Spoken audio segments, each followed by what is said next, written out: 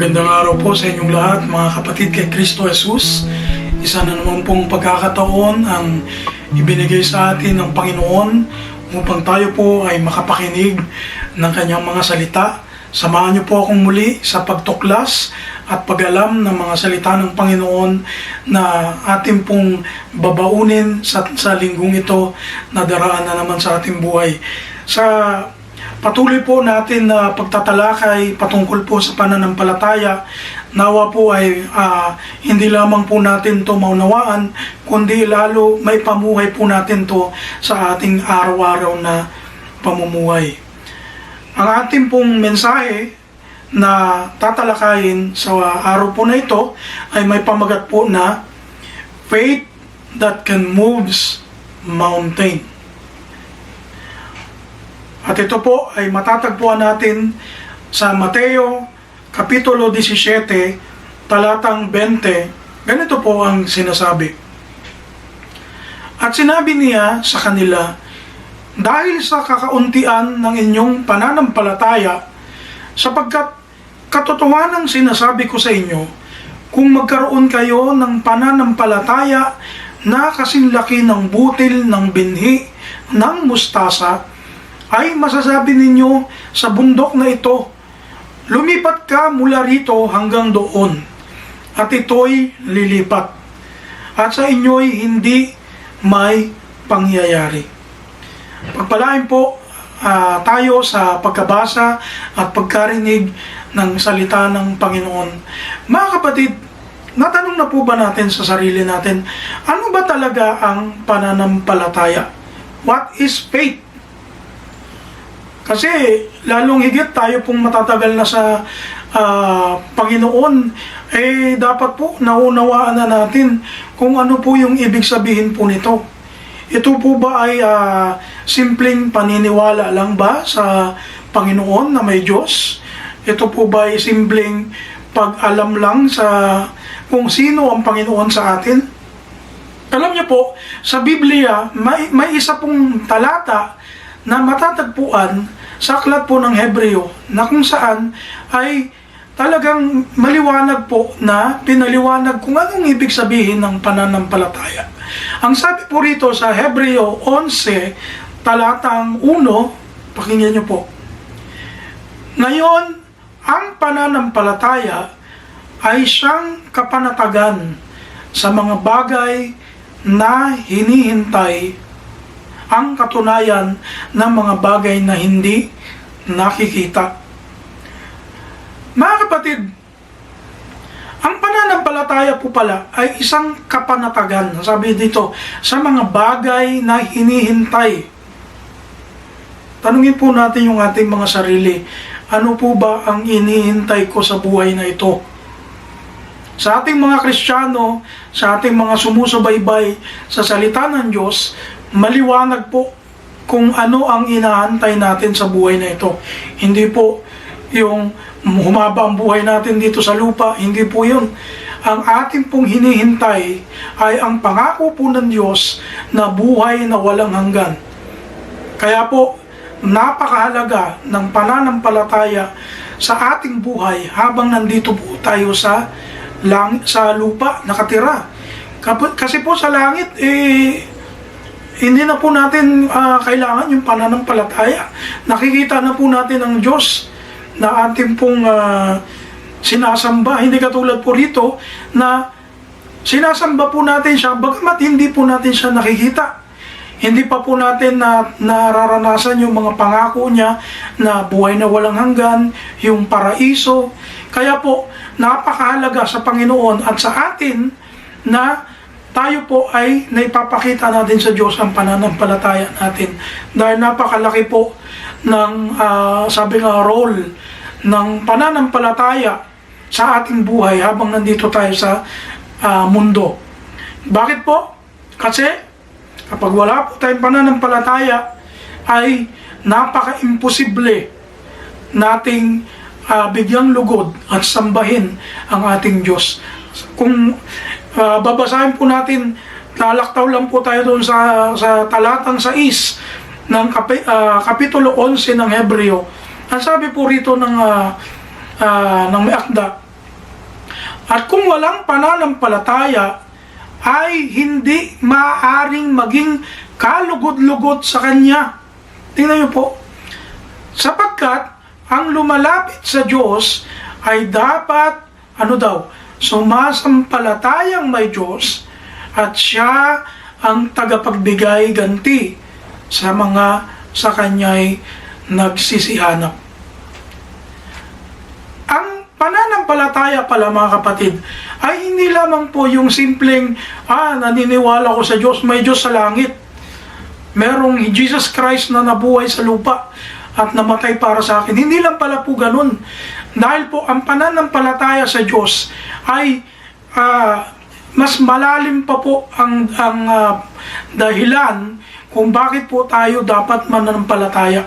At hindi lamang po sa parang tayo po ay natuto lang sa school. Dapat mas matindi yung meaning ng pananampalataya sa atin. Na kung saan, ito po yung nagko-convict sa atin. Ito po yung nagtutulak sa atin na magboluntaryo na maglingkod sa Diyos. Kasi nga po, sabi ng Biblia, kahit nga po si Satanas may pananampalataya. Sabi dito, nanginginig pa. Kaya kung ganun din po tayo kababaw sa pananampalataya, ay wala po tayong pagkakaiba kay Satanas. Mga kapatid, ang sabi ko po rito, can faith really moves mountains? Yun po yung ating pamagat faith that can moves mountain. Ang tanong, ang pananampalataya po ba ay talagang nakakapaglipat ng bundok? Natanong na po ba natin sa ating mga sarili niyan? Ang pananampalataya po ba ay to the extent na nakakapagpalipat ng mga bundok, ng mga burol, at kung ano-ano pang mga bagay?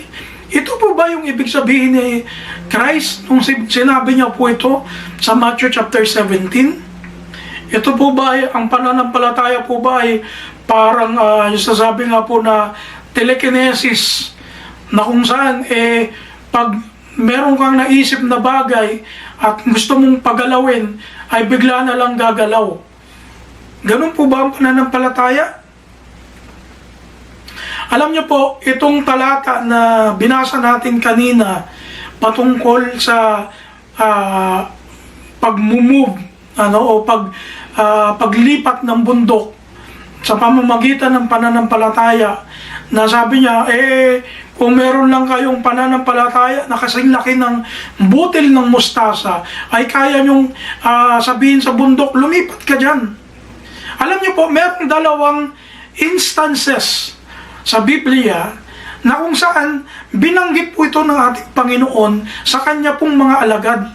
At una nga po na instance, ito nga pong nabasa natin kanina sa Matthew chapter 17 hanggang verse 14 hanggang 20, na kung saan ito po yung patungkol sa noong nagpapalayas ng demonyo ang kanyang mga alagad, subalit hindi nila po mapalayas yung demonyo. Kaya nung natapos po yung paggagaling ng bata, ay tinanong ng mga alagad si Christ, at sabi, Panginoon, bakit hindi namin mapalayas yung demonyo? Kaya po yung sa verse 20 na binasa natin kanina, sabi niya, dahil kayo ay may mahinang pananampalataya. At kung kasing laki man yung pananampalataya nyo ng gaya ng butil ng mustasa, pwede nyo sabihin sa bundok na lumipat yung bundok. Yung pangalawang instance, mga kapatid, o pangyayari, na kung saan binanggit na naman to ng ating Panginoong Yesus, ay matatagpuan po natin sa aklat po ni Marcos, sa talatang 20 hanggang 26 ng Kapitulo 11. Kung naalala nyo po yung kwento dito, patungkol po ito doon sa fig tree, sa puno ng igos, na kung saan ay natuyo. Kaya makikita po natin, magkaibang senaryo po ito na nangyari sa Biblia, pero pareho po yung sinabi ni Christ patungkol po doon sa pananampalataya na sabi niya, kung meron lang kayong kasing laki ng butil ng mustasa, ay pwede niyong sabihin sa bundok ay lumipat siya. Ngayon, ang tanong, totoo po ba ito na sinasabi ng Panginoong Hesus?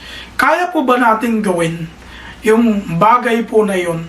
Literal po ba yung pagkasabi nito ng Panginoong Hesus? O baka naman binobola lang tayo ng Panginoon?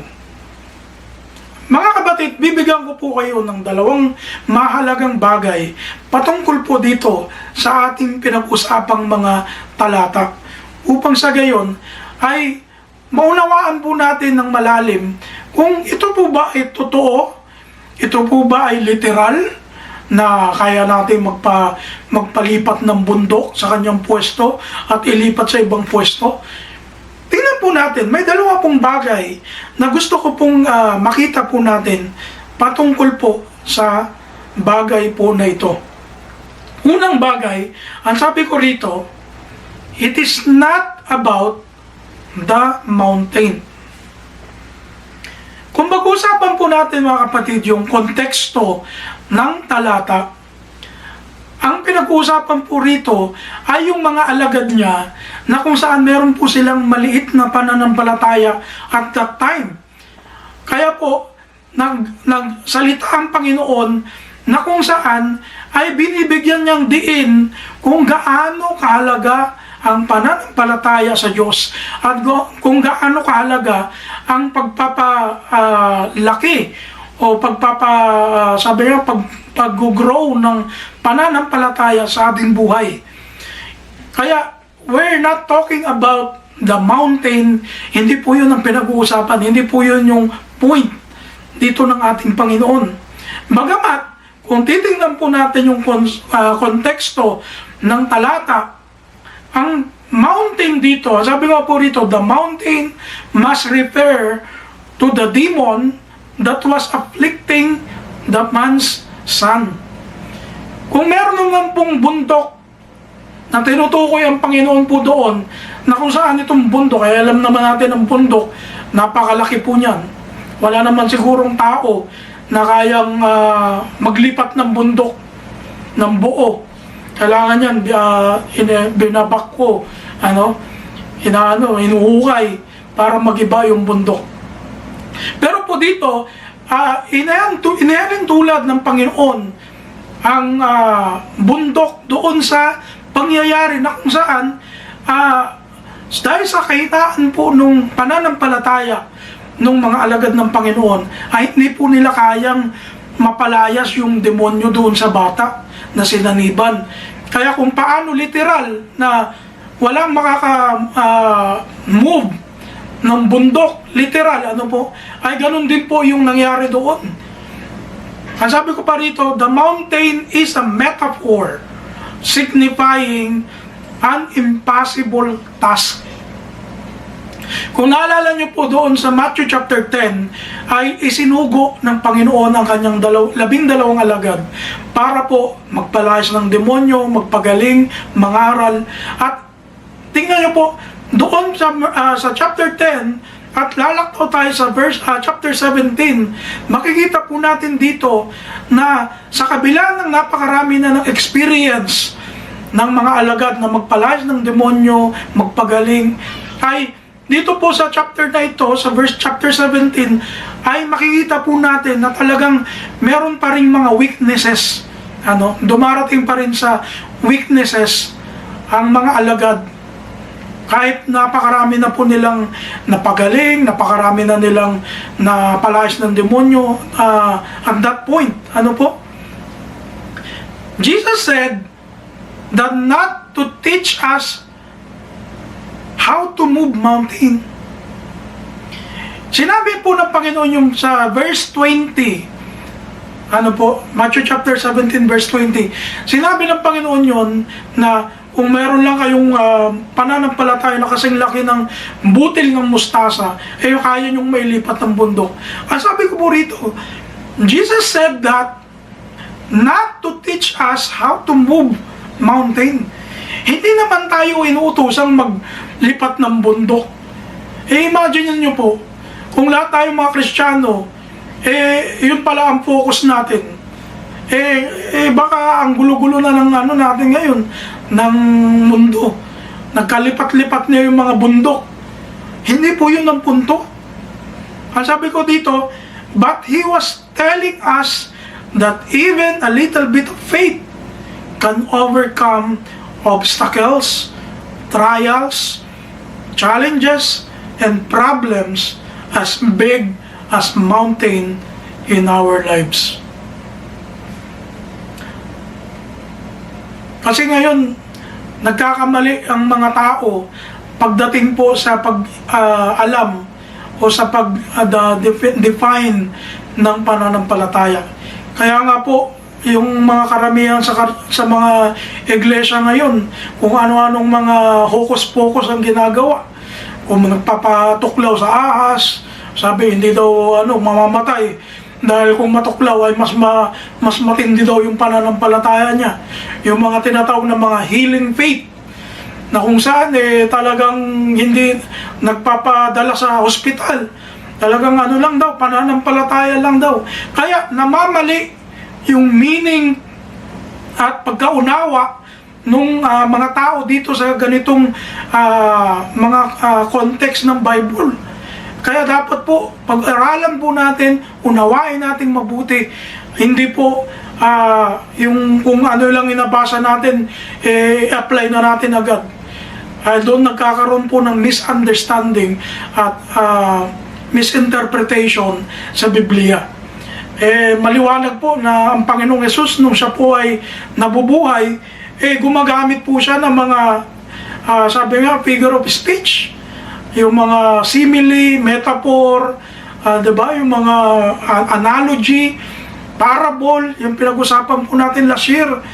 Talagang napakatalino ng Panginoon kasi itinuturo niya yung salita ng kanyang Ama sa pamamagitan ng bagay na mauunawaan ng mga audience niya noon. Tingnan niyo po yan.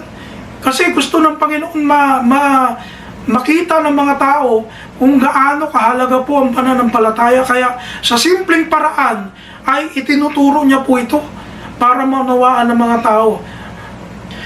Mga kapatid, bagamat hindi man tayo inutusan ng Diyos na maglipat ng bundok o maghati ng dagat, meron po tayong sariling bundok na tinatahak. Ano po yun? Yung mga problema natin sa buhay, yung ating mga challenges sa buhay.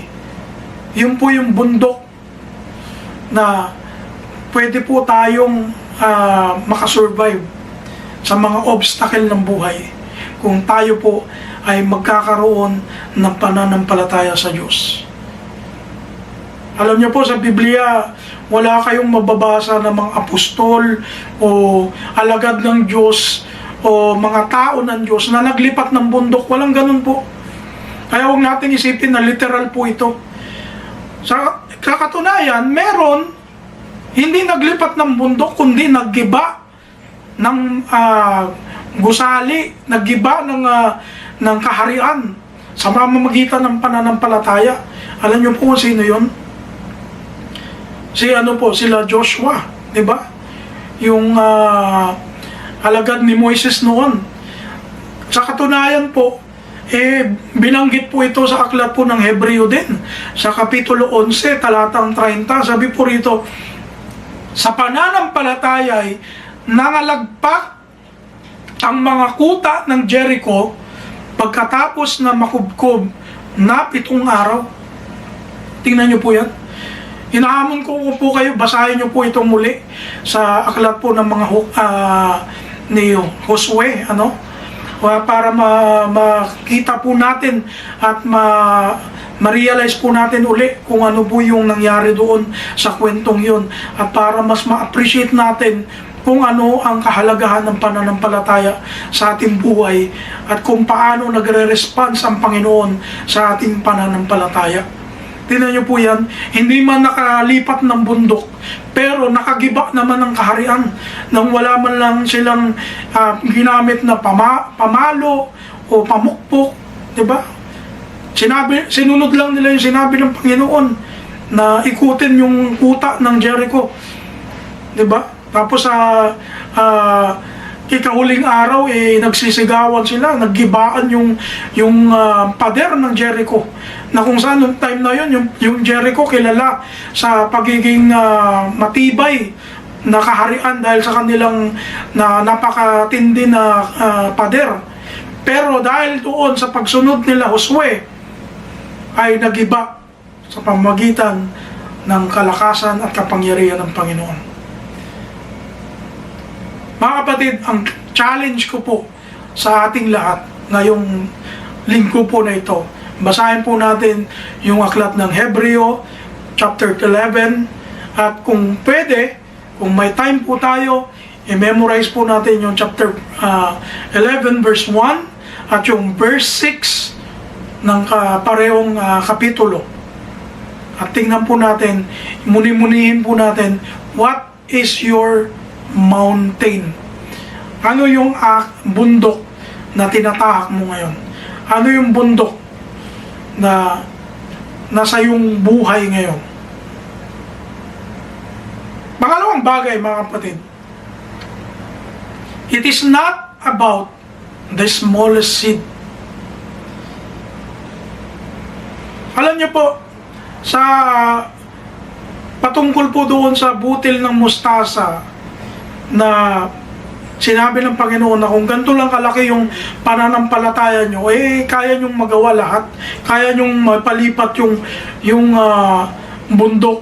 Kaya nyong masabi doon sa puno na mabunot ka, matanim ka sa dagat. Pwede mong gawin. Sinabi niya po ito sa Luke chapter 17 verse 6. Diba? Ang sabi niya, pwede mong sabihin dito sa sikumorong ito na mabunot ka at matanim ka sa dagat. Kung ang pananampalataya nyo lang ay may kasing laki ng butil ng mustasa. Aba, ito namang mga atihista, mga kapatid, yung mga hindi naniniwala sa Panginoon, yung hindi naniniwalang may Diyos, kundi ang paniniwala nila science. Sabi nila, mali palang Biblia nyo. Kasi ang pinakamaliit na buto o seed sa buong mundo ay hindi yung mustard, hindi mustasa, kundi yung orchid daw. Ayan, kaya yan ang isa po sa mga binabanat na nila sa ating mga Kristiyano. Sabi nila, science debunks the myth that mustard seed is the smallest seed in the world. Sabi nila, ang science ngayon ay patunayan na ang kasabihan daw na ang mustasa ay ang pinakamaliit na buto sa buong mundo ay hindi po totoo. Well, mga kapatid, ito po ang gusto kong ipaalam sa inyo. Nung time po na sinasabi ito ng ating Panginoon, hindi po siya nagtuturo ng science. He's not teaching about science. Hindi po siya nagtuturo patungkol sa buto o sa anumang pinakamaliit na buto. Ang tinuturo ng Panginoon ay kung gaano kahalaga ang pananampalataya. Tinuturo ng Panginoon kung gaano ang koneksyon ng pananampalataya natin sa ating sarili at sa Diyos. Kung gaano po ito ka-importante sa Diyos. Kaya po, kung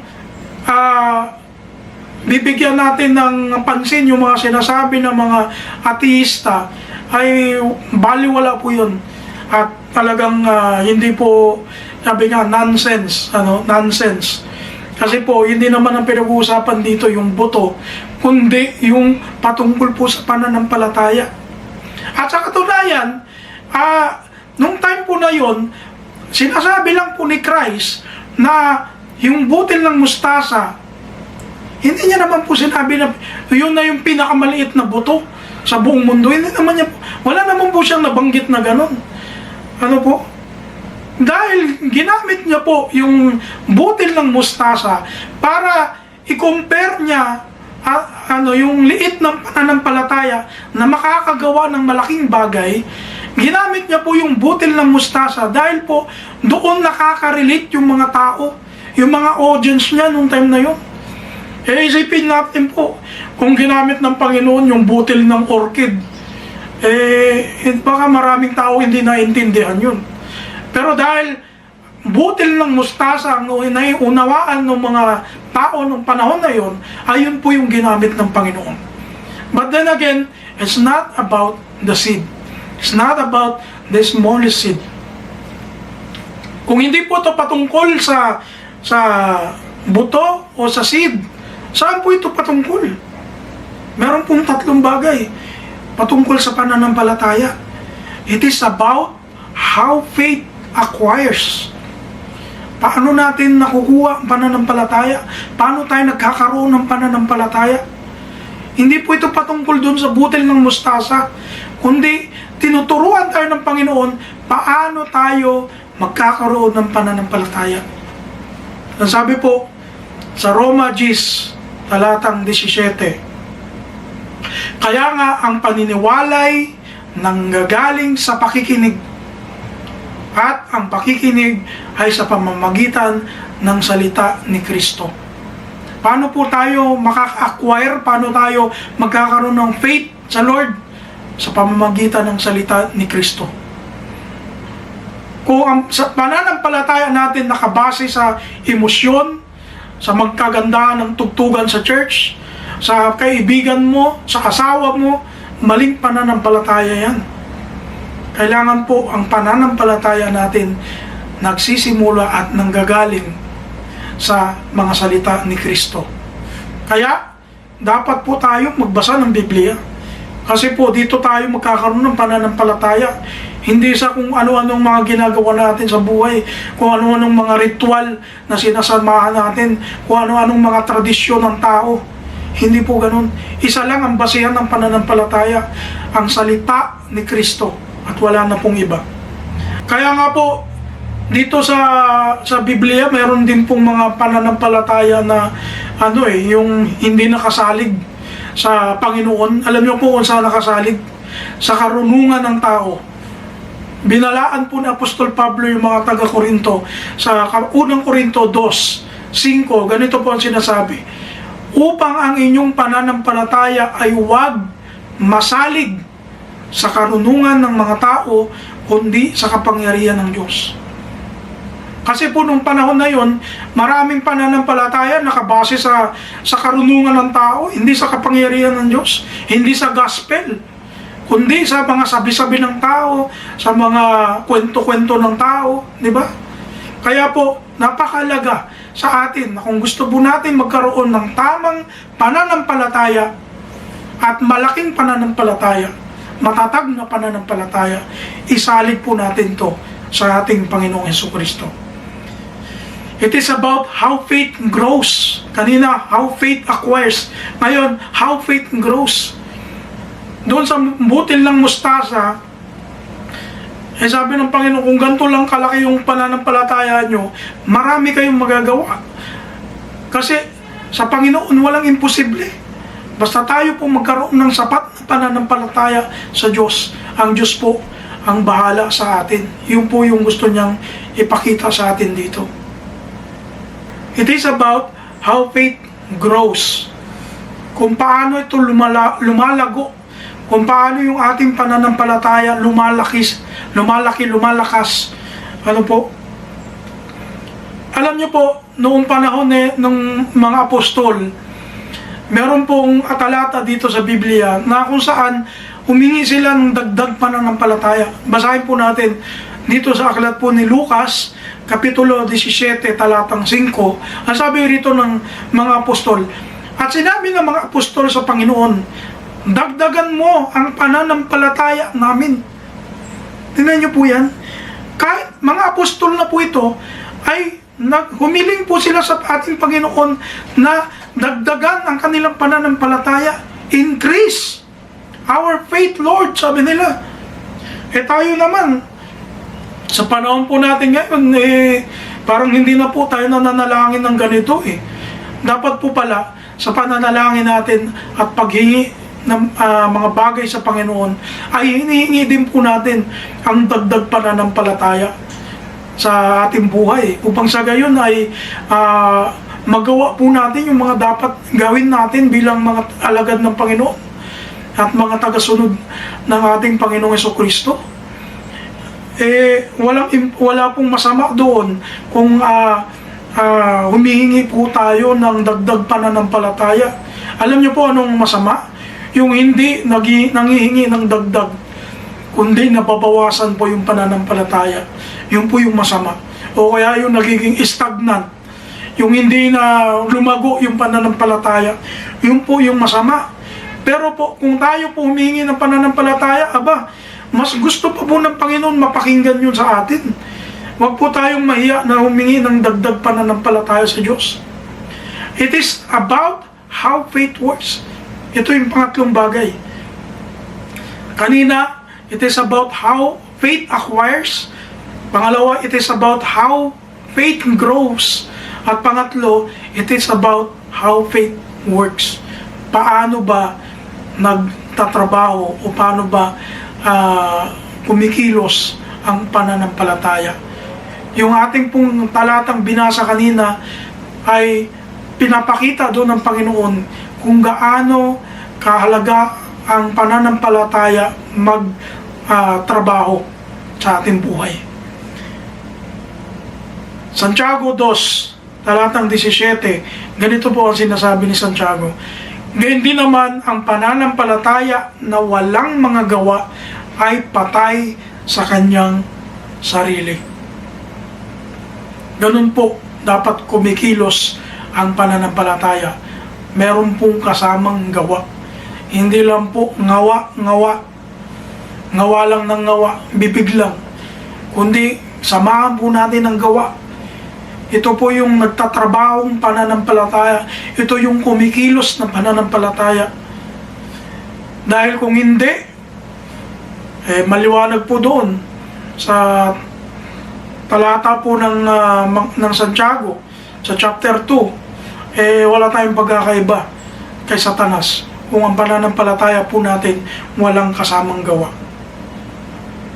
Today, the problem is not about the lack of faith, but it is about having wrong faith. Kung noong panahon po ng mga apostol, ang problema po nila, kulang po sila sa pananampalataya. Ngayon po, sa panahon natin ngayon, hindi lamang po ito ang problema, kundi ang main problem ngayon ay yung pagkakaroon ng maling pananampalataya. Kaya nga sabi ko kanina, dapat po lagi nating siguraduhin, let's see to it, na ang pananampalataya natin nakabase kay Kristo, hindi po nakabase sa sarili natin o sa emosyon o sa kung ano-ano mang mga basihan.